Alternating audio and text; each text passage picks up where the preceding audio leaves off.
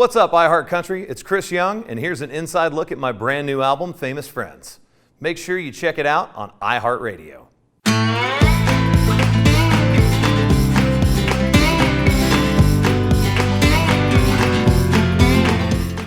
Yeah, I think it's funny because when I've talked with people about naming the album Famous Friends, obviously it's an easy go-to because that song's such a big hit, but it really kind of encompasses the way this project was made.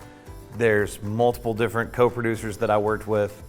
There are multiple different groups of songwriters that I've known, the whole time that I've been here in town. Some people that I've met more recently, some people that, wrote stuff with me all the way back to the beginning of my career. And then there's just so many people that have guested, from the musicians to people singing backgrounds. And I'm incredibly lucky to have that many friends that wanted to come together and help me make this record. So it just felt like the perfect name for the album. Raised on Country is a special one because that is the first time I've ever singled anything that I wrote on a bus trip. I've had songs make an album before. This was the very first time where we had something that me, Corey Crowder, Carrie Barlow, just sitting on the bus, came up with this idea. We were really like, we want something anthemic, something that's gonna be fun that I can play at the live show, because they had been out and they had seen the reaction from the crowds and the arenas and the amphitheaters that we were playing in. And we wanted something that really brought that energy and was also, a nod to what I grew up listening to. So we ended up with Raised on Country, and I can't think of that working out any better than it did. So the craziest thing is, Raised on Country and Famous Friends were written on the same bus trip. It was the same weekend. We wrote both of those songs. And I remember right when we got done writing Famous Friends, I was like, dude, this could be a duet if we do this right between two guys, where it's not just a song about going out and partying. It's really kind of that lifting up the people you grew up with and giving a nod to some of the people that don't always get called out, right? And so I sent the song to Kane, and I was just like, hey man, see if you dig this. You're the first person I'm sending it to. We had toured together. Obviously, I'd guested on stuff of his before, but I'd never had him on one of my projects. And I was like, this just seems like the right time. And he loved the song just as much as I did, so everything just kind of worked out. Towny Big Enough actually came about. We set aside an entire week in Nashville to just sit in the studio, invite people in and out, songwriter-wise, and see what we came up with. And we didn't really have that male-female duet for the record yet until we wrote Towny Big Enough.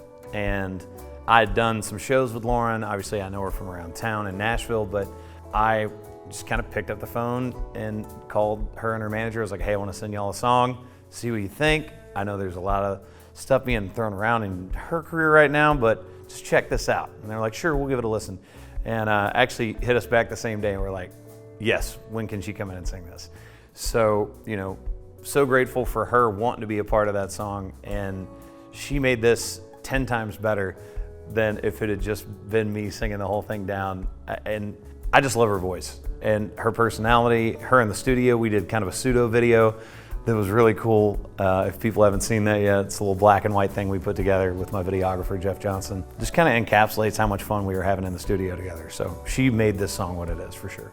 I've talked about Drowning so much since it released over the past several years. I don't know what there is for me to say that I haven't touched on yet, but obviously this is a song that I wrote about a friend of mine who passed away suddenly, car accident, and there one day, gone the next, and never got to really say goodbye to him. And one of the only funerals I've ever sung at in my life, and just one of my best friends. So it took me a really long time to get to a point where I had an idea that I thought was worthy of his memory. And when Corey Crowder and Josh Hogue and I sat down and this idea came out, we started passing it back and forth. Each and every one of us had had somebody that we had lost and that we could relate to while we were writing this song. And trying to get that feeling across in a song is so difficult. And just to see everyone else's response once it got out there was just really such an amazing thing, to get that energy back and have people come up and say thank you for this song. Rescue Me is this really cool concept, and I remember they had actually started this song without me. And this got brought to my attention because Josh Hogue, who's a buddy and who I've written a bunch of hits with, was like, dude, we haven't finished this song yet. I think this is really cool. will you just give a listen? I was like, I don't normally do that, but okay. And then I was like, I don't normally do this, but I really like this idea. So ended up getting together with him and Mark Holman and finishing the song out, and then actually recorded the vocal that day in my studio. And that's the vocal that's on the album. So it just came together really fast, really organically, and it was an opportunity for me and Mark to co-produce something together. We have not worked together in the past, so that was a really cool moment. Man, Break Like You Do is a song that was done pretty early into the process of making this record. I think it was like either at the beginning or like right around the middle. It's always weird for me to try to like think about what order did all these songs come in, because it's been, a 4-year process making this album. This was just so much fun to sing, and it's a sad song. This is one of those where it's that breakup, and we were looking for a different way to put that into words. I was like, I guess I don't break the same way you do. You seem fine, I'm not. It's a really interesting turn on that type of song. So this is the Snow Day song from the album. It iced over Nashville for about 2 days and shut the city down. And it was really funny because friends of mine are like, it doesn't look like there's that much snow there. I'm like, well, you're from Pittsburgh. Like, the state of Tennessee doesn't have as many snowplows as your city does. We're just not prepared for that at all. And by like day 3 or 4, it was really more snow than ice. And we had this date on the books with me, Mitchell, and Chris Stefano for a while. And kind of all called each other. We were all doing that thing of, should we reschedule? Are you all good? Do you want to do this today? And me and Mitchell specifically had a conversation. We were like, if we don't go, what if we're supposed to write something really cool today? And sat down in the room, in the studio.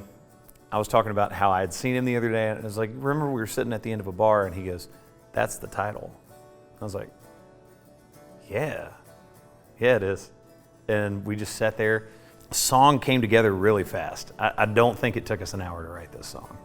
Love Looks Good on You actually came out of like a 2.5-day writing trip. I really don't normally schedule trips out of town just to sit down and write. So we challenged ourselves, it was me, Chris Stefano, and Ashley Gorley, to try and write as many songs as we possibly could, good songs, in the time that we had. So I think we got like 7 songs on that one trip. And this one just stood out because it's got that R&B country blend that I love. There's something about that, having that kind of groove on a country song, and just the melody on the chorus made this one a standout for me. I was like, yeah, this has to go on the record. One of Them Nights is, this is like a show opener song. I mean, this is just a whole lot of fun. It is right in your face. It is 100% tempo, party song. And it was fun writing this one, honestly. This is something that we didn't have for the record yet. We didn't have that kind of, the lights come up at the top of a show moment song. And I think that's what this is. It's all about, the end of the second verse sounds like a party to me, going back into the chorus. So it's pretty straightforward in what this one's about. When You're Drinking is something I think everybody's been on one end of or the other. You've either been the person getting the call from somebody where you're like, I probably shouldn't pick this up, or you're the person making the call, and the person on the other end is like, you're gonna say stuff you don't mean. It's not even necessarily a sad song outright. It's just that moment of the ending of a relationship where both people are really trying to let go, but one's still invested and it still hurts them. So it's a really interesting take on that, and one of those I really had a good time writing this song because it's something different. It's adding another layer of emotion to this record. Cross Every Line is the one outside song on this record. Someone played it for me from my publisher, and I fell in love with it. And that's always been kind of a hallmark for me. If I cut outside songs, it's, man, I wish I'd have written that. Like, just that thought, I would cross every line in the world for you. I would do anything for you. Everybody wants somebody to say that to them. So I just fell in love with the idea of this love song, and I couldn't let it go. Hold My Beer, Watch This is a very nuanced, technical, deep No, it's not. It's a beer drinking song. I love playing this one. This is one of the first ones I added into the set, actually, just because you got to have a beer song every now and then, just for the crowd, and especially when you being able to be out again in the summer in front of crowds. That song's a lot of fun to play because everybody puts their cans up, they're having a good time, and it definitely works really easy in a live set. Best Seat in the House gave me the opportunity to do something that I love so much, which is sing with Sarah Buxton. She is on this song singing harmonies. Just create with her. She's so much fun. This one for me in particular was important because it reminded me of when I would go to stuff back in the day when I lived downtown. I didn't really have a whole lot of money, but we could get like the cheap tickets and kind of sit up at the top of the arena downtown in Nashville and watch shows. So it's that whole kind of idea of, spending your last amount of your paycheck to take somebody out and be at a show. And it's like, it doesn't really matter where you're sitting, you're with them, you get the best seat in the house. Tonight We're Dancing is really special to me for a couple reasons. One, I just think having that song where you get the image of two people slow dancing in the house together, it's such a private moment that everybody has at some point, and I love that emotion carrying over into a song. It was what made this one stand out, and also I got a chance to write this with two friends of mine, Josh Cleve and Josh Phillips, who I have never had a cut on any of my projects before. So this one is special from the writing perspective, and also just it's one of my favorite things to play people off the album.